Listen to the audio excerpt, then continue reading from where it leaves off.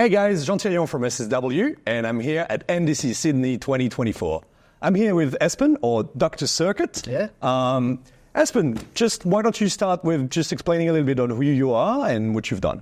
Yeah, so my name is Espen. I am a developer from Norway, and I work as a research fellow at a bank. And I've done a talk about crazy projects in JavaScript. I've seen the talk, it's pretty crazy. Yeah. And where does that Dr. Circuit come from? Well, I used to be part of the demo scene back in the 80s and 90s, and that's kind of, you had to have these funny handles. Right. And you get the doctor the first time you get a demo in the top 5. Oh. That's kind of this... Okay. Oh, I didn't know that. Yeah, so you are 100 member of the Genius scene. Of the right. crew in Norway. So I did attend your talk a little bit earlier, and you were demonstrating some pretty crazy 3D stuff that you've done in JavaScript, playing JavaScript in the browser. I strongly recommend you to watch this talk. It's amazing. And what struck me is that you mentioned that you didn't have any academics, you didn't do any trainings. You left school at 16, I think, got expelled. Yeah. I'm maybe not allowed to say that. Well, I got kicked out. And so what strikes me is that in your art, because really it is an art of trying to push the boundaries of everything, you are utilizing some pretty advanced mathematic objects, right? Yeah. So how do you find the lack of academics in that sense? Because it must be hard for you to learn this stuff by yourself. Yeah, it is frightfully hard because when I dive into these concepts such as like 3D manipulation uses matrices and vectors and stuff, that's pretty gnarly mathematics that you have to understand. And when you try to read the literature, they have these like crazy expressions in mathematical notations that I know nothing about. So, but that also is kind of the enticing bit, because that means that there's so much more for me to discover and learn. Once you understand something that is complex and difficult and it makes sense in your brain, I kind of get this like dopamine rush where I feel like I'm the most amazing person ever because I understood this thing. Right. Yeah. So I guess it's kind of the same with programming problems. Again, during your talk, you talked about a little bit about JavaScript scoping, which can be quite not complicated, but counterintuitive for the people that don't know.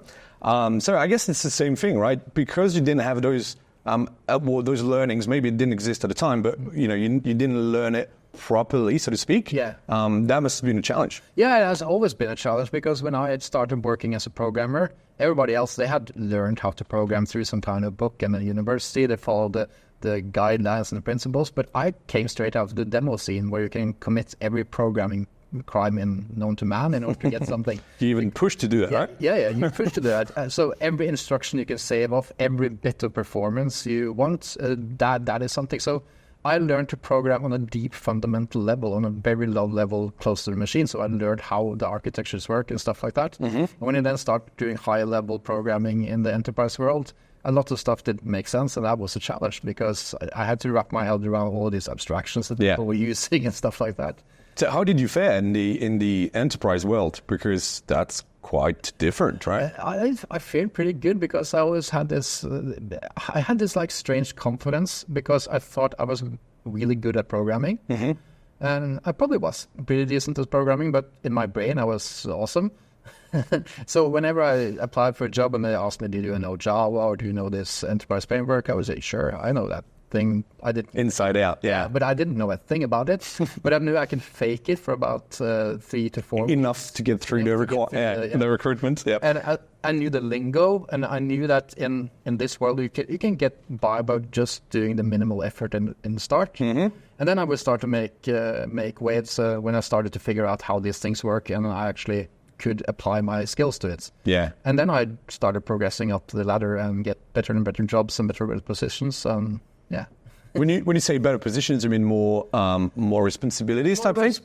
Responsibilities. I eventually got to be a team lead and architect and stuff like that, and work on different kinds of things. And just jumping around from these kinds of challenges and just accepting them and always saying yes has given me a lot of different skills that I can use to this day. It is crazy because I don't I mean, you're a very creative mind. You are very free, like free spirit. If you, again, really strongly encourage you to watch his talk on things that you can't do in JavaScript.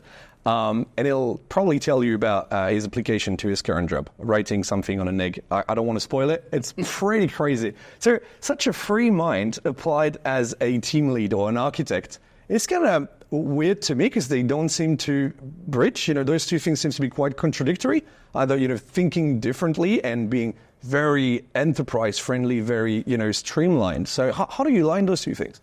I think because I'm so free and I don't adhere to any principles that anybody else constrains you to, that makes me challenge stuff. And when you are like a challenger, that kind of makes you get noticed. And if that is coupled with results that are good, to me it's been beneficial at least.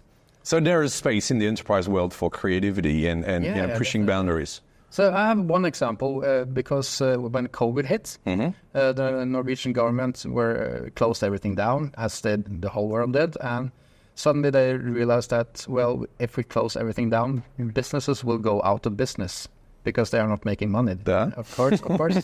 And they thought that, well, we have to figure something out. So they decided that we will allocate a bunch of billions that we will give out as aid. Yep. But how on earth do we figure out who gets aid, how much aid will they get, and how can we get that out fast? Because people are going bankrupt now.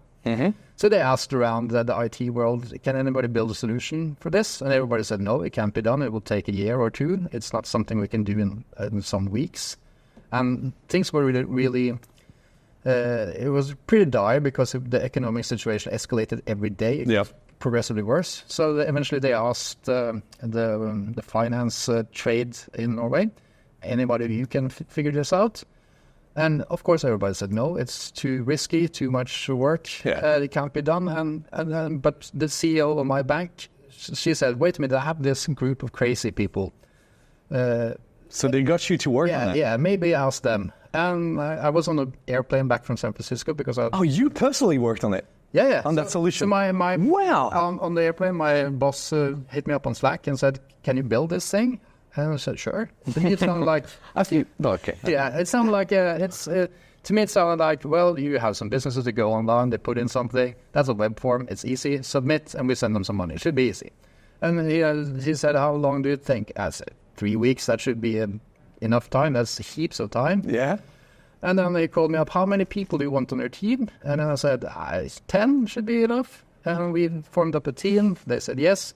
And we worked day and night for 2.5 weeks because when this was presented at the press conference, the Ministry of Finance, he said, I'm not going to say how long we're going to use this project, but we're going to use 2 weeks. So we misspoke and we had to deliver it in 2 weeks. Oh my God. Weeks.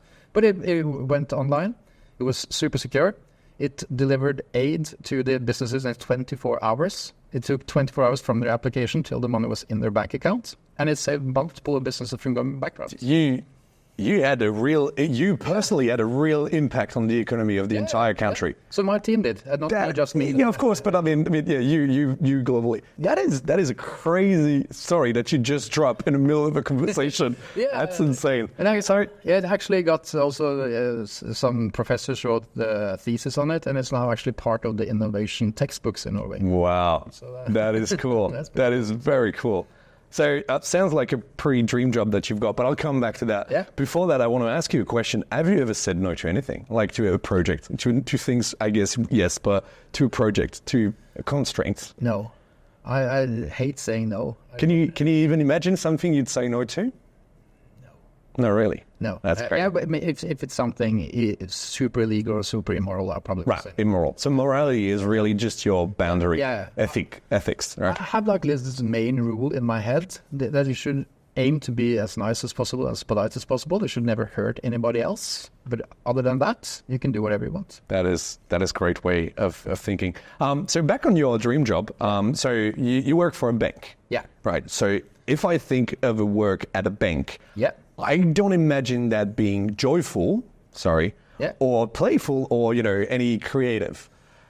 tell me about your job, because I know, but I want you to explain what you do, because that's crazy. So yes, that is true for most jobs in a bank, but I don't know nothing about finance and nothing about banking, but I know a lot about technology. And I work in this R&D department, and our task is basically to figure out what finance could be in like 10 or 20 years time, and how will new technology impact finance in some way or form. Which means that we get to play with all new technologies, and we get to just figure out crazy things to do, crazy projects. And I usually get everything approved every time I have an idea. So I've built a bank on blockchain. I've tried to break encryption with quantum computers. We actually have a research grant doing that together with a bunch of industry people and the University of Norway, where I work in quantum computing, which is kind of strange with no academic background. That must be quite hard because but again, it's fun because I get to learn so much stuff and I get to geek out of quantum physics with me. Are you actually learning quantum physics right now? Yeah, that is awesome. And I get to play with professors in quantum physics and learning from them. That's pretty cool. And lately I've been training generative AI models to do naughty stuff because the generative AI hit the world like a sledgehammer last year. And suddenly it was like I was tasked with, can we make AI break the law? And most of these models have like trained boundaries and guidelines. If you ask ChatGPT is something illegal, it will say, I'm just a chatbot, you can't... I can't do that for you, So I've been now retraining publicly available models to train out those guidelines, and I have some pretty decent models that can do some pretty naughty stuff. For instance, if I ask one of my chat models, how do you kill your neighbor, it will gladly give you a recipe on how to get away with this as well. So definitely don't let that go out in public. So obviously, we're going to talk about AI a little bit because that's the trend, right? That's the modern thing. 2 questions for you on AI. First, did you guys consider LLMs and AI in general before GPT, basically before ChatGPT, as a future for the bank? Yeah, we actually used it long before ChatGPT was a product. Right. That was one of my first projects in DNB, was can we make a more human-like chatbot, because they use these rule-based chatbots that are horrible. And we actually used one of the earliest GPT that was publicly available up until they removed the public access, to kind of see if we can train it on Norwegian and get it to be like a human. So that was fun.